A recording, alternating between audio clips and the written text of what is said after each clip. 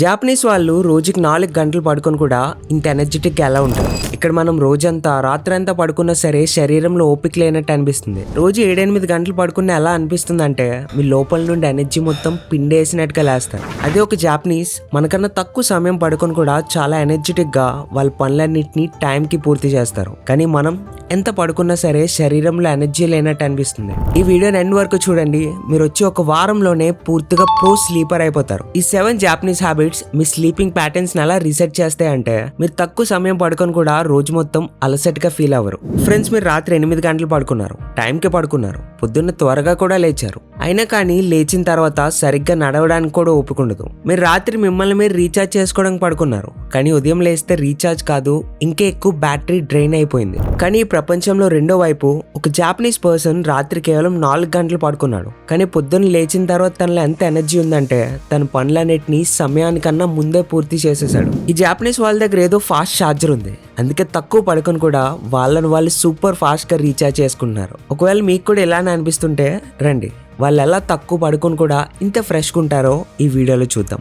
Number 1, cool down your cave.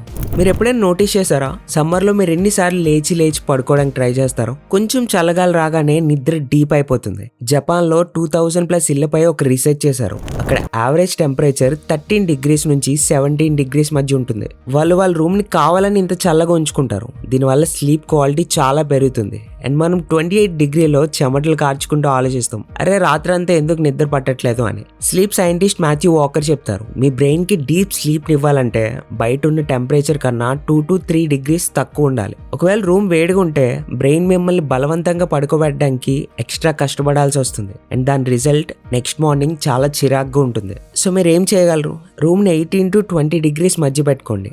And AC ఉంటే చాలా మంచిది, లేదంటే కూలర్, ఫ్యాన్ ఏ జుగాడైనా చేయండి. జస్ట్ మీ రూమ్ టెంపరేచర్ ని తక్కువ ఉంచండి. ఇదే రీజన్ వల్ల జనాలకి రాత్రి డాబా పైన లేదంటే చెట్ల కింద మంచి నిద్ర పడుతుంది, ఎందుకంటే అక్కడ టెంపరేచర్ న్యాచురల్ గా తక్కువగా ఉంటుంది. జాపనీస్ వాళ్ళు దీన్ని హ్యాబిట్ చేసేసుకున్నారు, అందుకే తక్కువ పడుకున్నా సరే ఫ్రెష్ గా లేస్తారు. ఎందుకంటే వాళ్ళ క్వాలిటీ ఆఫ్ స్లీప్ తక్కువ సమయంలో కూడా చాలా హై ఉంటుంది. కానీ కేవలం చల్లని రూమ్ మాత్రమే సరిపోదు. ఒకవేళ మీ బెడ్ సరిగ్గా లేదంటే ఉదయం లేవగానే body pain and weakness feel అవుతారు. సో జాపనీస్ పీపుల్ యొక్క ఇంకొక సీక్రెట్ వాళ్ళ bed setup, support not softness. మీకు అనిపించవచ్చు సాఫ్ట్ బెడ్ అంటే మంచి నిద్ర అని, కానీ రియాలిటీ అది కాదు.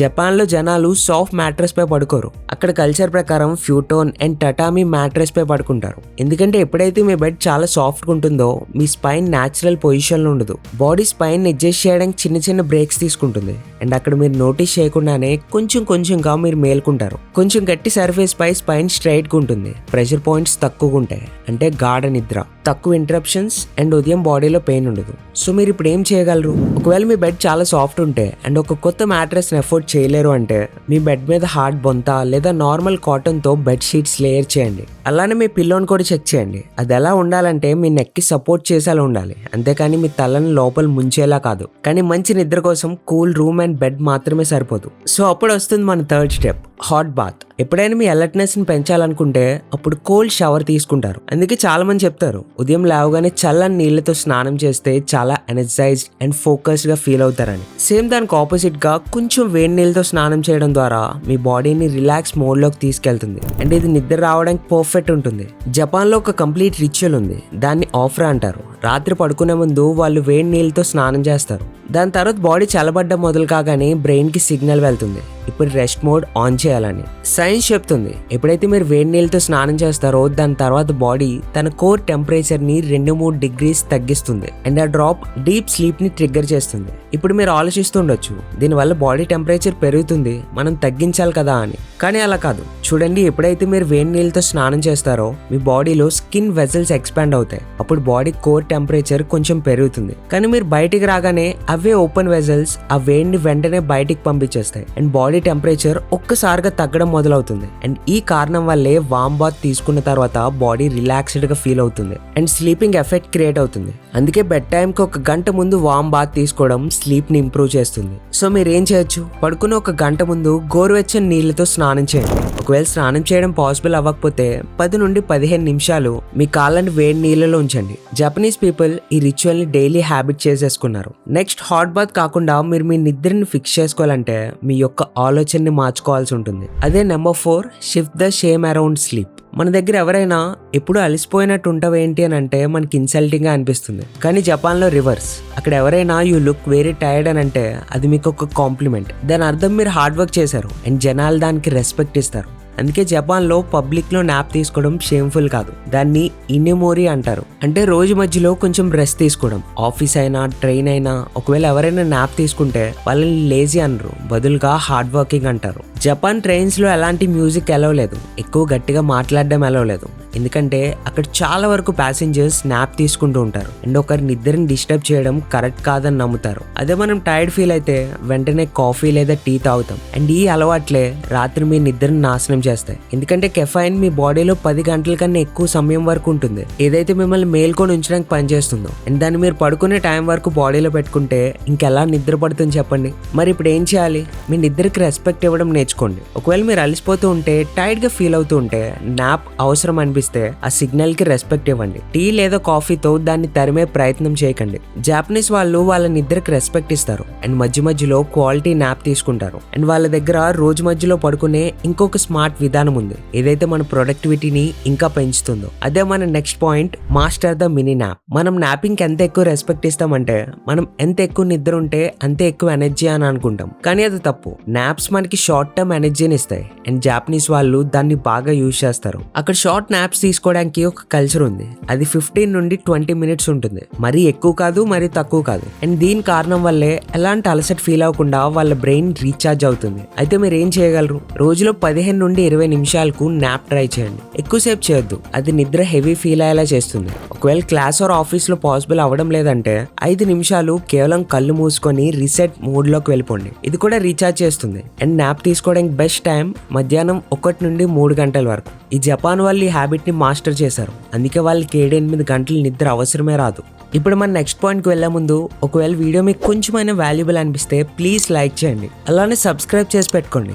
ఇలాంటి వీడియోస్ ఇంకా చేయడానికి అది నన్ను చాలా మోటివేట్ చేస్తుంది. మీరు పడుకునే ముందు ఏం చేస్తారు? చాలా మంది పడుకునే ముందు చేసే ఫేవరెట్ పని వాళ్ళ ఫోన్. బెడ్ పై పడుకొని అప్పటి వరకు వాడుతుంటారు, ఎప్పటి వరకు అయితే వాళ్ళ కళ్ళు అలిసిపోయి మూసుకుంటాయో. చిన్న పెద్ద ముసలి అందరి పరిస్థితి ఇదే. ఇప్పుడు దీనివల్ల అయ్యేదేంటి చూడండి. ఏ డిజిటల్ స్క్రీన్ నుండి అయినా రిలీజ్ అయ్యే బ్లూ లైట్ మన బయోలాజికల్ క్లాక్ ని, దేన్నైతే సర్కేడియం రిథమ్ అంటామో, దాన్ని డిస్టర్బ్ చేస్తుంది. స్క్రీన్ నుండి వచ్చే లైట్ పై ఫోకస్ చేయడం వల్ల మన బ్రెయిన్ ఏమనుకుంటుందంటే ఇప్పుడు కూడా పగలే నడుస్తుందని. అందుకే మనకి నిద్ర రావడానికి చాలా ప్రాబ్లం అవుతుంది అండ్ మన డీప్ స్లీప్ డిలే అవుతుంది. జపాన్ లో కూడా 95% దగ్గర స్మార్ట్ ఫోన్స్ ఉన్నాయి, కానీ తేడా ఏంటంటే వాళ్ళ దగ్గర రాత్రి అయితే స్క్రీన్ డిసిప్లిన్ ఫాలో అవుతారు. అంటే బెడ్ టైం కన్నా 1 గంట ముందు ఏ స్క్రీన్ చూడరు. ఇప్పుడు మీరు ఏం చేయగలరు? పడుకునే 1 గంట ముందు ఫోన్ ఆర్ ల్యాప్టాప్ ని పక్కకు పెట్టేయండి. ఒకవేళ చాలా ముఖ్యమైన పని ఉంటే వార్మ్ లైట్ ఫిల్టర్ ఆన్ చేసి మాత్రమే యూజ్ చేయండి. అండ్ రాత్రి పడుకోవడానికి ఒక రిచువల్ పెట్టుకోండి. దేనివల్ల అయితే చాలా తొందరగా నిద్ర వస్తుందో అలాంటి ఒక యాక్టివిటీని చూస్ చేసుకోండి. అండ్ మీ బ్రెయిన్ రిలాక్స్డ్గా ఉండాలి, అంతేగాని ఇన్స్టాగ్రామ్ డోపమైన్ హిట్స్ తీసుకుంటూ ఉండకండి. నేను పర్సనల్లీ పడుకునే ముందు ఒక బుక్ తీసుకుంటా అండ్ దాన్ని చదువుతూ నాకు తెలియకుండానే పడుకుని పోతా. ఇది అలాంటి ఒక అలవాటు. ఎంత త్వరగా మీ లైఫ్లో యాడ్ చేసుకుంటే మీకు అంతే మంచిది. ఇంతే కాకుండా ఇంకొక విషయం ఉంది, ఏదైతే మీ స్లీప్ క్వాలిటీని చాలా అప్గ్రేడ్ చేయగలదు. అదే నెంబర్ 7, అప్గ్రేడ్ యువర్ పిల్లో. చాలా మందికి పిల్లో ఎక్కువ మ్యాటర్ అవ్వదు, వాళ్ళు ఏ పిల్లో పడితే ఆ పిల్లోని యూజ్ చేస్తారు. కానీ తరచుగా జనాలు కంప్లైంట్ చేస్తారు, ఉదయం లేవగానే నెక్ పెయిన్, స్టిఫ్నెస్ అండ్ రోజంతా అలసటగా ఉంటుంది అని. అండ్ దానికి కారణం వేరే పిల్లోస్ వల్ల నెక్ లో బ్లడ్ సర్క్యులేషన్ తగ్గడం జరగచ్చు. జపాన్ లో పీపుల్ ఒక యూనిక్ పిల్లోని యూజ్ చేస్తారు, సోబా కావా. ఏదైతే బక్వీట్ హస్క్ తో తయారు చేస్తారో దాన్ని మన దగ్గర కుట్టుపిండి అంటాం.